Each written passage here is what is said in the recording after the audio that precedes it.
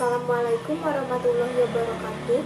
Saya Salsabila Ahsanul Latifah dari semester 2A akan mereview pertemuan ke-7 mata kuliah Hukum Pidana pada tanggal 8 Maret 2021 dengan dosen pengampu Profesor Dr. Hajah Heni Nuraini SHMH dan asisten dosen Dr. Muhammad Randi Aridayandi SHMH tentang responsi materi bab 1 sampai 4. Bab 1. Pengertian hukum pidana. Hukum pidana atau Strafrecht merupakan hukum publik, yaitu mengatur hubungan hukum antara individu atau perseorangan dengan negara. Hukum pidana dibagi dalam hukum pidana material dan hukum pidana formil. Fungsi hukum pidana ada dua, yaitu ada fungsi umum dan ada fungsi khusus. Fungsi umum yaitu mengatur hidup masyarakat atau menyelenggarakan tata dalam masyarakat. Fungsi khusus yaitu melindungi kepentingan hukum terhadap perbuatan yang memperkosanya dengan memberikan sanksi yang sifatnya lebih tajam dibandingkan dengan sanksi dari cabang hukum lainnya atau preventif atau pencegahan. Pembagian kitab undang-undang hukum pidana yaitu ada yang bersifat umum dan ada yang bersifat khusus. Selanjutnya yaitu berlakunya hukum pidana dibagi menjadi dua, yaitu menurut waktu atau locus temporis dan menurut tempat atau locus delicti. Bab 2. Tindak pidana. Tindak pidana merupakan pengertian yuridis yang berbeda dengan istilah kejahatan atau perbuatan jahat.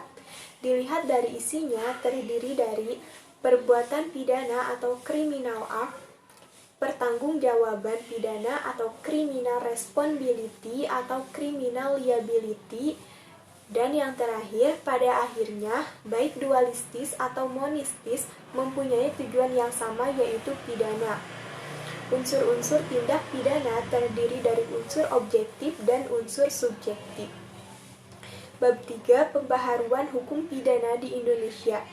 Sejarah berlakunya KUHP di Indonesia berasal dari WPS Belanda atau WPS NI. Sejak 17 Agustus 1945 melalui Undang-Undang Nomor 1 Tahun 1986, WPS NI diubah menjadi KUHP. Yang diubah yaitu bahasa dan istilahnya. Alasan diadakannya pembaharuan KUHP yang pertama alasan politis, yang kedua alasan sosiologis, yang ketiga alasan praktis, dan yang keempat alasan adaptif.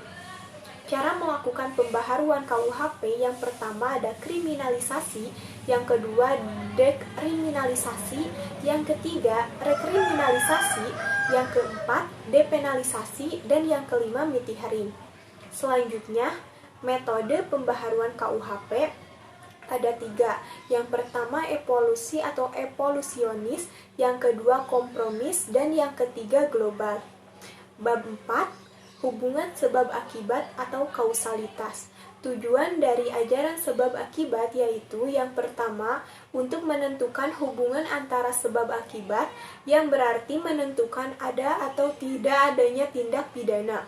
Yang kedua, untuk menentukan pertanggungjawaban seseorang atas suatu akibat tertentu yang berupa suatu tindak pidana. Selanjutnya, teori-teori ajaran sebab akibat atau kausalitas. Yang pertama ada teori conditio sine qua non atau teori ekivalensi atau teori syarat mutlak atau Bedingus teori. Yang kedua ada teori individualisasi dan yang terakhir ada teori generalisasi. Sekian review pertemuan ke-7 mata kuliah hukum pidana dari saya. Wassalamualaikum warahmatullahi wabarakatuh.